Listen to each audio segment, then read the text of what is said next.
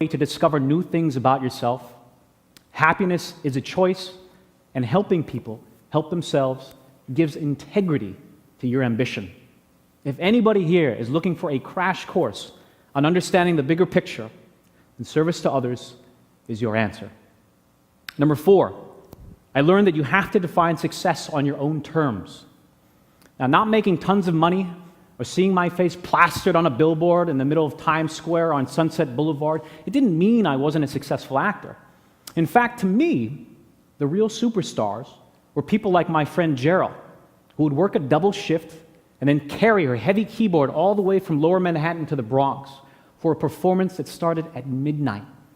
Or Maria, who worked all day at a law office, but still found time to perform in a quiet stage reading in a bookstore after work. These were the artists forced to bend time and babysit and teach and wait tables just so they could pursue something they loved. And they inspired me with their passion and their spirit and their grit to find some way, any way, to sing, to write, to act, or to play. And they taught me to push forward and to take the time to recognize victories along the way, because success to them was becoming great at something you love to do. And attainment of your goal was not the point, but rather who you became in the process. Number 5, I learned that you have to create your own opportunities. Now, this one took me a long time to figure out, but it's very likely that that phone call for the perfect part or opportunity is never going to come. So you need to create it. Now, back in theater school, it didn't matter the color of Hamlet's skin or the shape of Ophelia's eyes, because like all of you, we all understood that nobody had a monopoly on the human condition.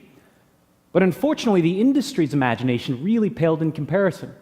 And as a result, I wasted so much time complaining about the unfairness of Broadway and Hollywood instead of doing something about it. Now, with the amazing technology available at your fingertips, you have no excuse to not get started. Instead of waiting for that phone to ring, start writing your story through blogs and plays and short films and one-person shows. Start that business or write that book. Because today, all you need is a smartphone and an idea. And it will not be about the number of followers or hits that you get, but the satisfaction you will gain in starting and finishing something important to you. You have more control over creating your own opportunities and getting your voice out into the world than you have been led to believe. And remember, there is enough of the pie for all of us. Your success does not have to come at the expense of your failure. Lastly, I learned that dreams change, and that's okay. Because what you want at 25 will be different than what you want at 45.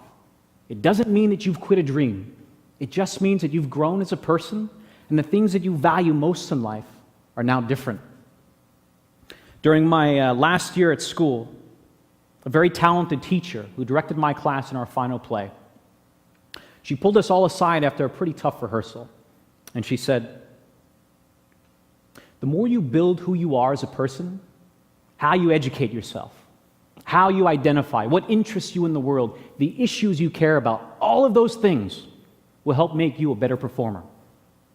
And so years later, I decided to finally take her advice as I wrestled with my own doubts of whether or not to continue acting.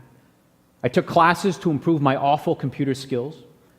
I tried learning a new language, and I was by far the oldest intern a local politician had ever seen. I was rejected by every graduate school I applied to as I considered a career change, and I discovered that I was good at some things, but not so good at others. But you know what all these experiences taught me? Was that all of those years in voice class and movement class and acting class had very little to do with being an actor after all.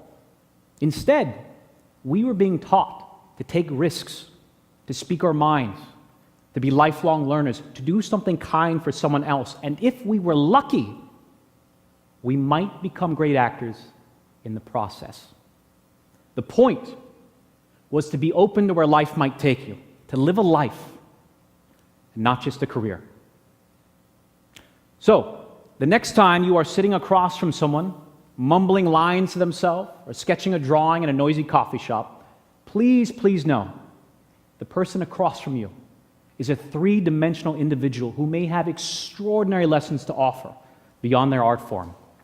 They have a story, just like you. All you need to do is ask. Thank you so much. Appreciate it.